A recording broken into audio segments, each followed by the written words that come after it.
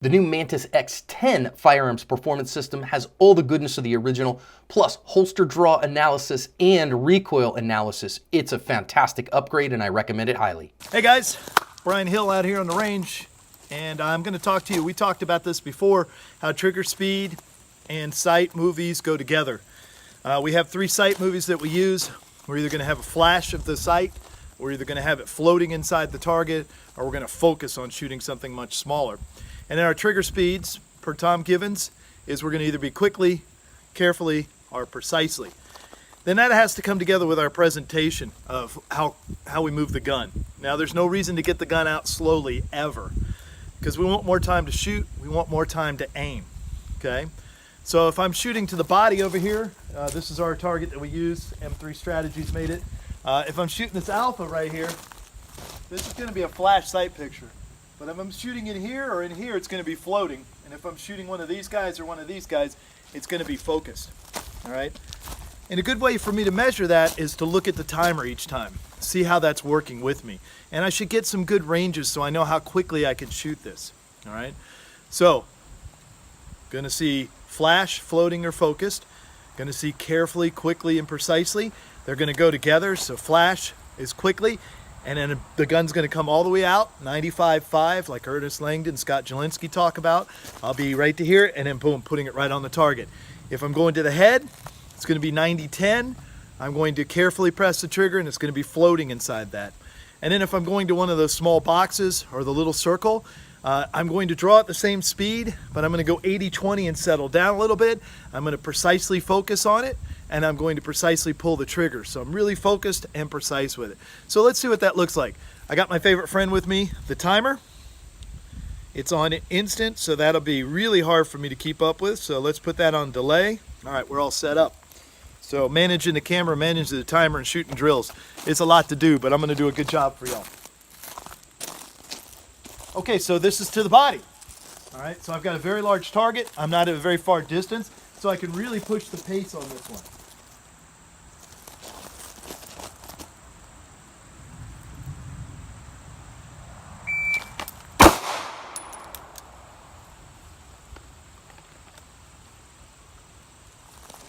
So a little high, but it's still in the alpha. It's a 9.6, okay?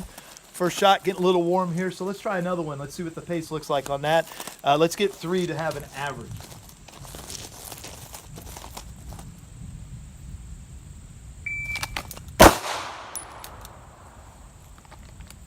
So I'm a human metronome. It's a 9.7. That one's a little low. I'm going to visualize now. I'm going to get a good preparatory index. I'm going to exhale.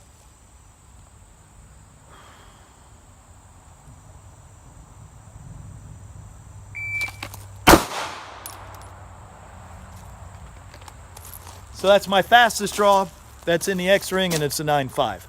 So that's capable on demand. Whether you guys believe it or not, it's a bit of pressure to shoot in front of the camera and not edit these things and do them over and over, because you got to perform. And I'm an instructor, so I hold myself to a high standard.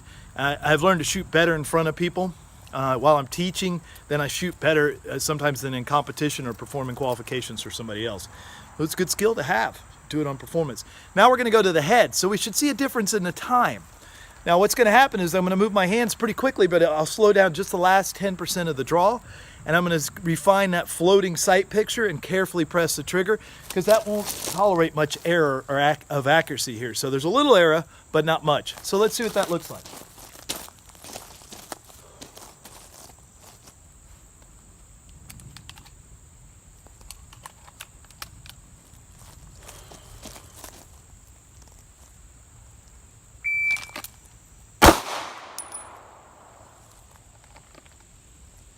Okay, got a little jiggy with it, but it's right in the middle, and it's a 1.4.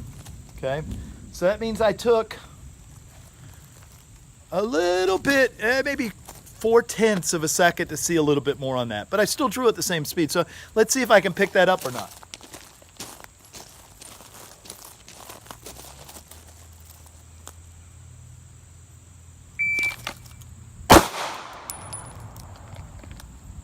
Good. Same accuracy, 1.34. Like I said, I pretty much shoot the same score as always. But I can really push a little bit. So I'm going to try to get ready sooner and see if that helps me on this draw.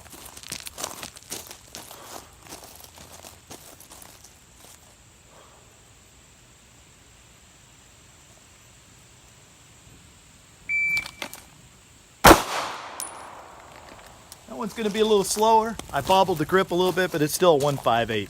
So perfectly in there, everything's good. What I try to do when I get up there is I try to get all my preparatory index in, so I'm standing and facing the target. Try to visualize what I want because I need the inputs to be visual and not auditory. And then what I'm going to do is exhale so I can thaw the freeze in my mind and get my lungs moving, get my hands ready to go, and then I execute. The second after I shoot, I replay in my mind to see what I saw, and that way I can communicate back to myself, I need to fix this. I emotionally correct this. There's no emotion, emotionless correction. I correct that, make sure I don't do it, beat myself up, and then I start all over again. Now this is a little harder, so we're going to shoot something smaller. So I'm going to shoot one of those little circles over there, okay? So I have to be precise with my trigger press. I have to be focused on the sight movie, okay? And I have to move 80% out to here and 20% a little slower to make sure that, not slower, but more carefully. That's the right word. Scott Jelinski uses that, so I need to use it too, carefully. Okay? So let's see what this looks like.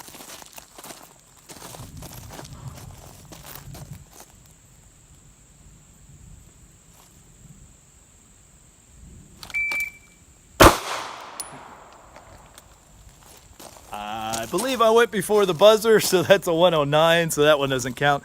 Sometimes you jump it because you're trying to get ready. That's okay, we'll do it a couple more times. It's acceptable level of accuracy, but I got ahead of it, so let's see if I can do this right.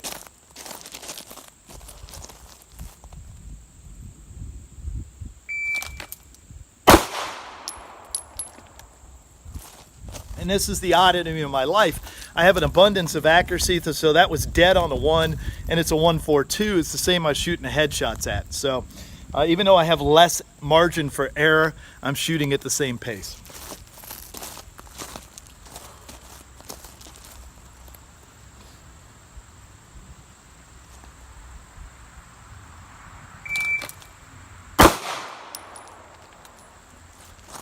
That one was a 136. 136. So that's a 1-inch circle, 1.5-inch circle down there, and that represents, you know, shooting at 25 yards. And that's what I see. I have about a 1.5 draw at 25 yards to get an alpha. Now let's go look at the target so y'all don't think I'm cheating you.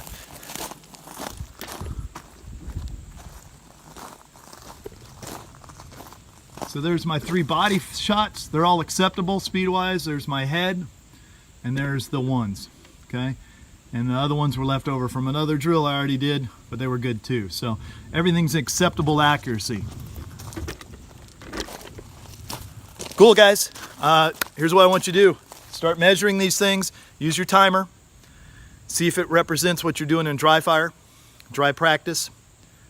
Then you need to come out and refine them and practice, and then you got to perform. You got to do it under pressure. Having other people watching you, using the timer, going to qualifications, shooting in classes, shooting at competition, those will all do it. So from now on, here's what I want you guys to do. You ready? Okay? I want you to measure, I want you to refine, and then I want you to perform. I need all 3 things of those. If you have any questions, direct them to me. Thanks for watching Active Self-Protection Extra. I look forward to working with you guys. Let me know if there's something you'd like to see in the comments. Thanks a lot.